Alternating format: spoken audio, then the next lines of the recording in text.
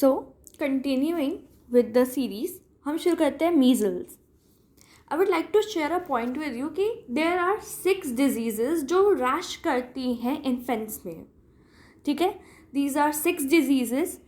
इनमें से 3 डिजीजेज हम पढ़ेंगे, rubeola, rubella, रोजियोला.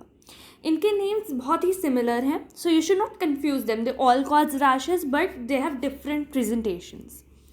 Measles is a paramyxo virus actually. इसमें कटैरल सिम्टम्स होंगे अपर रेस्पिरेटरी ट्रैक्ट के, जैसे कि कोराइजा, कफ, एंड इसमें टिपिकल रैश है. मोस्ट इम्पॉर्टेंट थिंग इज़ कि मीजल्स ओनली ह्यूमन्स में अकर करता है and it does not have carrier, it does not have reservoir, animal reservoir, it does not have a human carrier. Okay, the primary reason कि measles continue to be a burden in India and many developing countries क्योंकि हम ये vaccines deliver नहीं करते हैं पाते हैं all infants को, एटलीस्ट 1 डोज भी नहीं कर पाते हैं. ओके, इंडिया में measles is a good contributor to under 5 mortality, जबकि जो डेवलप्ड कंट्रीज़ हैं वहाँ पे इट इज़ वेरी रेयर. एक तो क्या क्या चैलेंजेस है. First is weak immunization system. Delivery system बहुत ही वीक है. Highly infectious nature of measles, it बहुत ही ईजिली फैल जाता है. एनी रेस्पिरेटरी या एयरबॉर्न इन्फेक्शन बहुत ईजिली फैल सकता है. Right, population are inaccessible due to conflicts. जो लोग ट्राइबल एरिया में रहते हैं, जो पहाड़ों पे रहते हैं, जहाँ पे फैसिलिटी पहुँचाना थोड़ा मुश्किल हो जाता है, उन लोगों को एक्सेस नहीं हो पाती हैं सर्विसेज. देन कुछ लोग रिफ्यूज़ करते हैं voluntary to immunization. And also there is change in epidemiology. This is the rule of nature कि जब भी एक चीज़ कम होती है तो दूसरी चीज़ बढ़ती है. देयर इज़ नॉट एवरीथिंग कि स्टैटिक रहेगा, इट इज़ ऑलवेज डायनामिक. सो देखा गया था कि जो मीजल्स है वो पहले इन्फेंट्स में होता था, बच्चों में होता था, बट जब से हमने वैक्सीन्स इंट्रोड्यूस किए एक ट्रांजिशन आया है and it has been increased in adults and adolescents and need to provide catch up measle vaccines. One thing you know कि कैचअप क्या होता है. कैचअप है, फॉर एग्जाम्पल एक बच्चा था, उसको 5 मंथ पे एक वैक्सीन लगनी थी, पर वो 5th मंथ पे नहीं आया, वो थोड़ा लेट आया. फॉर एग्जाम्पल 2-3 मंथ्स लेट आया, फिर भी हम उसको वैक्सीन देंगे and that is a catch up vaccine. जो वैक्सीन उसने मिस कर दिया हम उसको अब दे देंगे, दैट इज़ कैचअप वैक्सीन. ठीक है. Gap in human and financial resources, this is a big thing कि हाँ हर जगह ह्यूमन है, फाइनेंशियल रिसोर्सेज की कमी है, डॉक्टर्स की कमी है, स्टाफ की कमी है, रिसोर्सेज की कमी है at country, regional and global levels. WHO ने एक global measles eradication programme launch किया था जिसमें बोला गया था कि at least 2 doses of measles deliver करनी है. इसमें था कि एटलीस्ट 90% ऑफ द पॉपुलेशन जो चिल्ड्रन है उनको 90% जितने भी पॉपुलेशन उनको first dose of measles vaccines देनी है, और जो सेकेंड डोज है at least 80% of the population cover हो जानी चाहिए. These datas are very important for MCQ point of view. Then also burden of rubella, congenital rubella syndrome, जो हम आगे पढ़ेंगे. एज यू ऑल नो कि MMR साथ में दी जाती है, there is not a big mystery. So it is combined. Measles and rubella को उसका बर्डन कम करना is the mission of WHO and UNICEF. India में measles is a major contributor and it shows cyclic trend. Cyclic trend means every 3rd year इसके incidence increase कर जाते हैं, इसके trends में change आता है. Under 5 mortality का एक cause है. It is a RNA virus and it cannot survive outside the body. ठीक है. Source of infection very important, only cases का carrier exist ही नहीं करता है. क्योंकि हम रेस्पिरेटरी इन्फेक्शंस पढ़ रहे हैं तो secretions of nose, throat and respiratory tract इसको फैला सकते हैं. And mostly it occurs during prodromal stage and early stages of rashes. Mostly जितनी डिजीजेज हम पढ़ेंगे जैसे मीजल्स, मम्स, रूबेला, इनमें क्या होता है, only measles, rubella, even chicken pox, small pox, जब भी रैश होता है तो उसके अर्ली स्टेजेस में, फॉर एग्जांपल 4 to 5 डेज पहले तक ही जो होता है इंसान कम्युनिकेबल या फिर इन्फेक्टिव होता है. ठीक है. उसके बाद जो इन्फेक्टिविटी है वो कम होती रहती है. right? Communicability of period very important, 4 days before, 4 days after. There is only one antigenic type of measles vaccine. तो इसकी जो इन्फेक्शन है लाइफ लॉन्ग इम्यूनिटी देगी कि because it has only one antigenic type. ठीक है. देन एज में कहते हैं कि it can virtually affect infancy and childhood, but the rule is that no one is immune to measles अगर उसको पहले को भी प्रायर एक्सपोजर ना हुआ हो. And most of the risk groups are children in poorly developed countries or developing countries with low socioeconomic status and poor hygiene. Okay, measles can be severe in malnourished children. It is a cycle. Look, क्या होता है कि measles ज़्यादा फैलता है malnourished children में, ठीक है, and it can cause more malnourishment और ज़्यादा न्यूट्रिशन की कमी करता है इन चिल्ड्रन में. हाउ? एक तो उनकी एपिटाइट डिक्रीज कर देगा. ऑल्सो वो क्या करता है कि एक तो वॉमिटिंग डायरिया इंड्यूस करता है. ऑल्सो अगर कोई बच्चा हेल्दी और फिर उसको मीजल्स हो जाए तो फिर भी वो malnourished हो जाएगा, माल न्यूट्रिशन की तरफ धक्का मार दिया जाएगा उसे. सो if you're malnourished you will get measles, then you become more malnourished. If you're healthy and then you get measles, then also you become malnourished. ठीक है. देन एक रीज़न कि malnourished चिल्ड्रन में मीजल्स थोड़ा सीवियर होता है is because there is no cell immediate immunity, it is poor. ठीक है. Even our cells lymphocytes also need nutrition. Then we have environmental factors. Measles winters में common होता है बिकॉज लोग पास आते हैं, इंडोर्स में रहते हैं, इट कम्युनिकेट्स, एयर में प्रेजेंट है इसके droplets and it can communicate to many people at once. Population density and movement do affect epidemicity. In general, it is less favorable the prevailing socioeconomic conditions and the lower average ages at which the children are attacked. Again, this is the risk group. Transmission person to person है, droplet infection and droplet nuclei से. Incubation is 10 days. I did an MCQ and they said कि it was 10 days. I don't know if this is important, but these things come in MCQs. Then again the stages, first is prodromal or pre-eruptive stage. ठीक है. It occurs after 10 days after infection, okay, and lasts till 14th day. 14th day मतलब दूसरे हफ्ते में rash आएगा. इस समय क्या होगा? Fever, coryza, sneezing, nasal discharge, coughing, redness of eye, lacrimation. ठीक है. डायरिया, वॉमिटिंग हो सकती है. अब जो most important thing is that is Koplik spots. This is pathognomonic. आप अभी गूगल पे जाके इसकी पिक्चर सर्च करना. इट इज़ लाइक कि जो ब्यूकल कैविटी है, जो ब्यूकल म्यूकोजा है, उसमें वाइट कलर के डॉट्स होते हैं and they are surrounded by a red base. ठीक है, on a red base and they are even smaller than pin head. And this is pathognomonic of measles. कि अगर आपको पता है कि किसी छोटे बच्चे में आपको ये कॉप्लिक स्पॉट्स दिख रहे हैं और even in elderly of any age, तो इट इज़ पैथोग्नोमिक कि this is and has to be measles. Okay. Eruptive stage पे आते हैं तो मैक्यूलोपैपुलर रैश. जो हमारा रैश है ये कैसे शुरू होगा? It will start behind the ear, then it comes to face and then it goes down to the trunk and then to the lower extremities. ठीक है. These are red dusky in colours.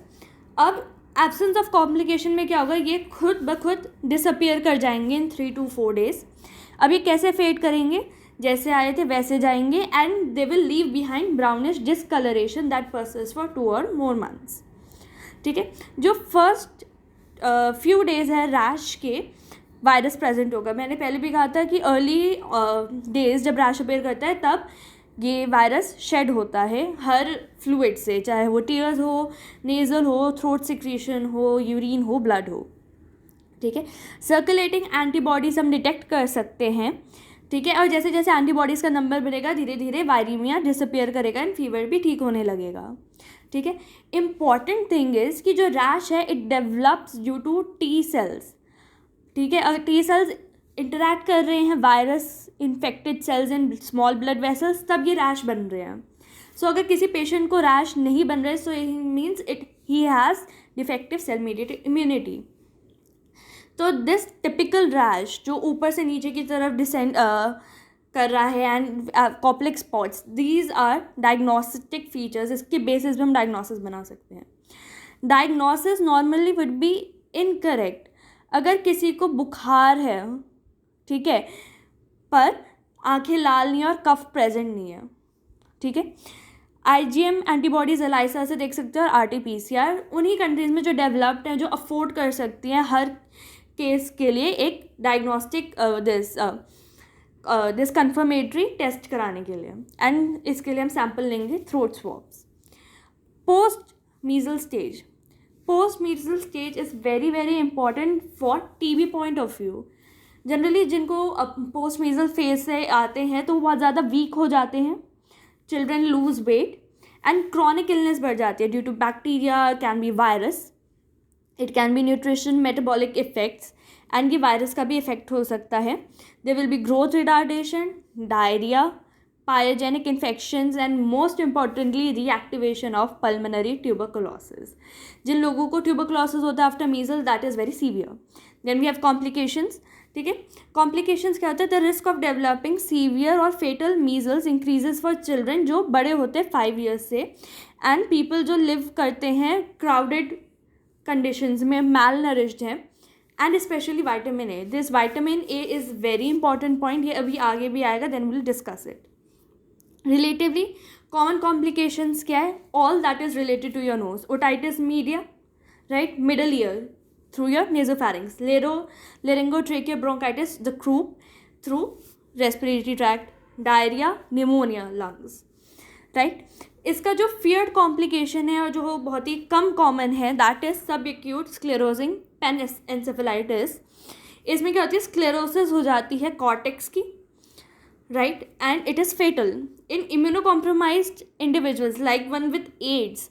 क्या हो सकता है? Acute progressive encephalitis and characteristic giant cell pneumonia. This two terms are very important. Then we come to vitamin A deficiency. Then it is also said कि measles has nothing to do with congenital abnormality within to foetus, ठीक है, but it has been seen अगर किसी women को measles है तो she can undergo spontaneous abortion and premature delivery. So it is recommended कि अगर infant born हुआ है to such mother, he should be passively immunized with the immunoglobulin. Measles के लिए कोई specific treatment नहीं है, only supportive care can be there. We can prevent measles and we can treat the complications. तो symptoms क्या है? We have fever, उसके लिए हम एंटीपायरेटिक्स दे सकते हैं. We have cough, we have nasal congestion, we can give decongestants, rhinorrhea, conjunctivitis, sore throat.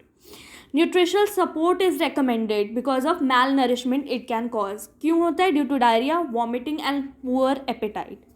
Breastfeeding should be encouraged and ORS to prevent dehydration. क्योंकि measles बहुत contagious है, highly contagious है. Isolation of the patient is very important to stop the transmission. पर इससे भी ज़्यादा important चीज़ क्या है? वैक्सीन.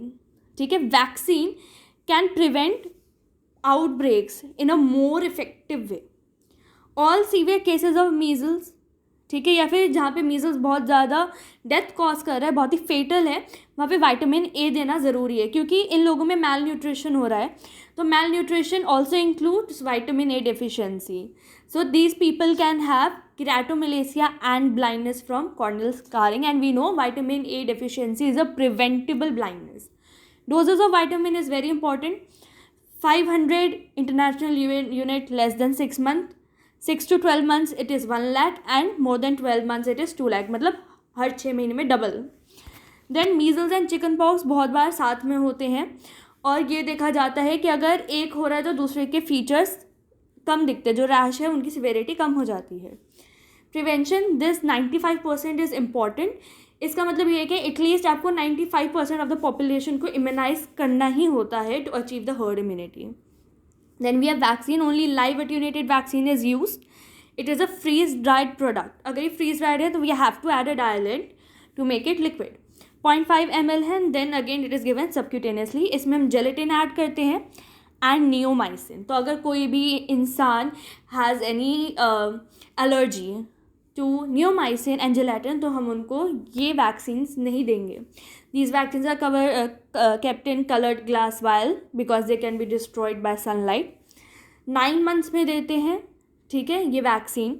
दिस इज़ इम्पॉर्टेंट कि अगर कहीं पे भी आउटब्रेक है तो लेस देन 6 मंथ्स, मतलब 6 मंथ्स के इन्फेंट्स को भी हम ये वैक्सीन दे सकते हैं, right. The age is reduce to 6 months, ठीक है। एंड लेस इम्पॉर्टेंटली अगर कहीं पे ज़्यादा कॉमन नहीं है measle, then it can be increase to 12 months also. जो वैक्सीन हम देते हैं, जो वायरस होता है वो मल्टीप्लाई करता है and it causes mild measles. तो ये 7 डेज़ के अंदर ही आपका इंक्यूबेशन पीरियड कर देता है, इंक्यूबेशन पीरियड होता है, फिर माइल्ड मीजल्स होता है, then you have life long immunity, because इसका एक ही एंटीजेनिक टाइप है, 99% प्रोटेक्शन है। एंड अगर आपको पता चलता है कि कोई भी मीजल्स के पेशेंट्स के कांटेक्ट में आया तो आपको विद इन 3 डेज़ ये वैक्सीन देनी होती है। वाई?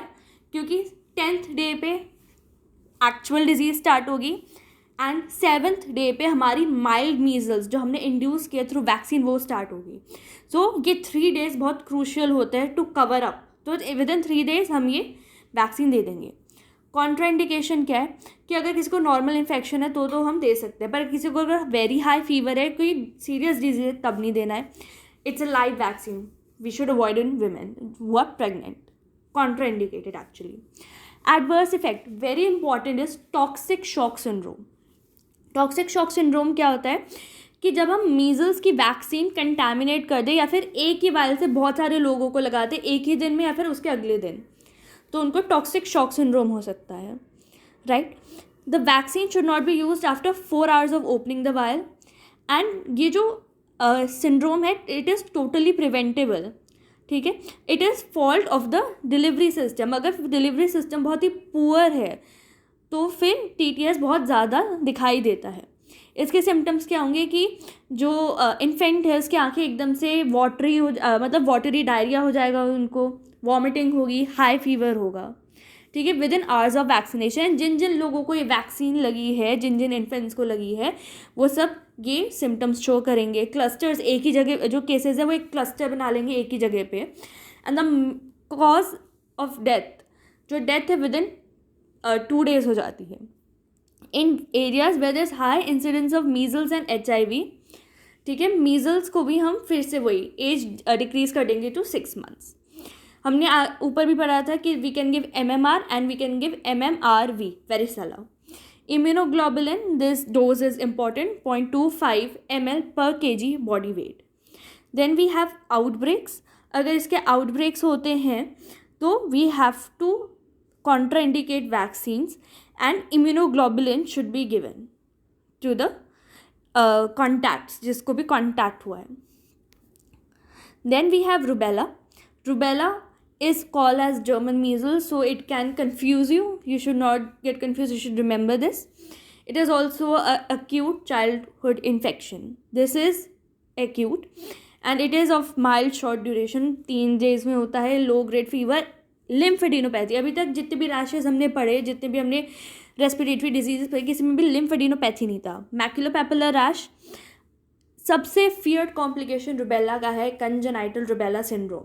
हम इसी चीज़ को ख़त्म करने की कोशिश करें। This is the first priority कि कंजेनाइटल रुबेला सिंड्रोम ख़त्म कर दिया जाए, ठीक है। So this is a very serious defect and can cause death of the foetus. It is teratogenic potential. Rubella है RNA virus and it belongs to toga virus family. इसका भी एक ही एंटीजेनिक टाइप है, ठीक है। एंड अगेन एक बार मतलब एक ही एंटीजेनिक टाइप है, तो अगर आपको एक बार इन्फेक्शन हो गया तो आपको बार में नहीं होगा, लाइफ लॉन्ग इम्यूनिटी है। Virus can be recover from nasopharynx and throat, ठीक है। जो मोस्ट इम्पॉर्टेंट चीज़ है कि जो सब क्लिनिकल केसेस है they are the actual people who जो सोर्स होते हैं फॉर इन्फेक्शन। जैसे हमने पढ़ा कि मीजल्स में देयर इज़ नो कैरियर और subclinical case, only cases are there. In rubella most important people who are actually the source, these are सब clinical cases, okay. Then we have period of communicability. Rubella is much less communicable than measles because of absence of cuffing in rubella, okay. Then we have host factors. 3 to 10 years में होगा।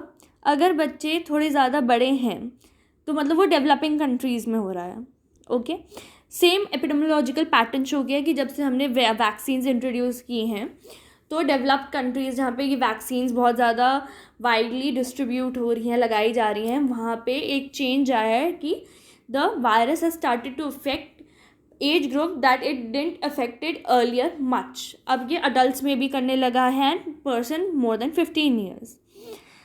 It is estimated कि अगर 10-40% of the population adulthood reach करती है तो हो सकता है कि उनको कभी रुबेला इन्फेक्शन हुआ ही ना हो in the absence of immunization. तो इसका मतलब कि जो ये 10-40% पॉपुलेशन में जितनी भी विमेन होंगी वो रुबेला से सबसे ससेप्टेबल है. तो अगर वो कभी प्रेग्नेंट होती है तो उनको रुबेला के लिए देखते रहना चाहिए कि उनको रुबेला ना हो जाए, because that is fatal to the baby. Again जो इन्वायरमेंटल फैक्टर्स है, winters and spring in India rubella is common. It is a droplet infection, droplet from nose and throat, droplet nuclei. Okay, and this is 1 week before and 1 week after. Respiratory route है and it is maintained by chain transmission and also vertical transmission. ठीक है, large percent of the infection are asymptomatic. Okay, then prodromal stage होगी, it has coryza, sore throat, low grade fever. Lymphadenopathy कहाँ appear करेगी? Post auricular and posterior cervical lymph nodes as early as 7 days before appearance of rash. ठीक है, this is however not pathognomic for clinical rubella, क्योंकि ज़रूरी नहीं है कि हर एक के पास इनलार्ज लिम्फ नोड्स हो. ठीक है, अब जो रैशेज़ हैं सबसे पहले आते हैं फेस पे. ठीक है, एंड फिर ये धीरे धीरे नीचे जाते रहते हैं. ठीक है, they affect all the parts. And the thing is कि ये मीज़ल्स के जो रैश है वो कॉन्फ्लुएंट होते हैं, मतलब एक एक छोटे छोटे रैश मिल के कॉन्फ्यूज़ करके बड़े रैश बना सकते हैं. Rubella doesn't do that. ठीक है, एंड जो रैशेज हैं दे स्प्रेड क्विकली, राइट. ठीक है, एंड जो मीज़ल्स है वो धीरे धीरे स्प्रेड करते हैं. जो इसमें रैश है वो आएंगे भी जल्दी, जाएंगे भी जल्दी. ठीक है, and they disappear by 3 days. हमने इसलिए कहा था कि it is acute and it is very small, because 3 days में डिजीज़ के जो रैशेज है वो चले जाएंगे. And rashes has inconsistent feature, ये चेंज करता रहता है विद द पर्सन. ठीक है, रेयर केसेस में people can have arthralgia, encephalitis and thrombocytic purpura. Then diagnosis. अब जो सिम्टम्स है वो वेरिएबल हैं. ठीक है, एंड बहुत ही माइल्ड है. We have low grade fever, right, and the disease can go unrecognized unless it is an epidemic. Means rash और तीसरे दिन में वो चले भी गए. ठीक है, haemagglutinin inhibition test is the standard serological test for rubella. ठीक है, पर इसमें एक दिक्कत है कि जो सीरम है उसको हीट करना पड़ता है to remove non specific inhibitors before testing. इसकी जगह हम एलाइजा भी यूज़ कर सकते हैं. हम IgG एंटीबॉडीज़ देख सकते हैं to see if the person is immune to rubella. ठीक है, अगर हमें देखना है कि किसी को रिसेंटली रुबेला इन्फेक्शन हुआ है तो हम उसके टाइटर्स चेक करेंगे. तो हम 2 सैम्पल्स देखेंगे. ठीक है, अगर उसमें IgG बढ़ा है in these 2 samples that were taken at least 10 days apart, तो इसका मतलब उसको रुबेला है, रिसेंट रुबेला इन्फेक्शन हुआ है.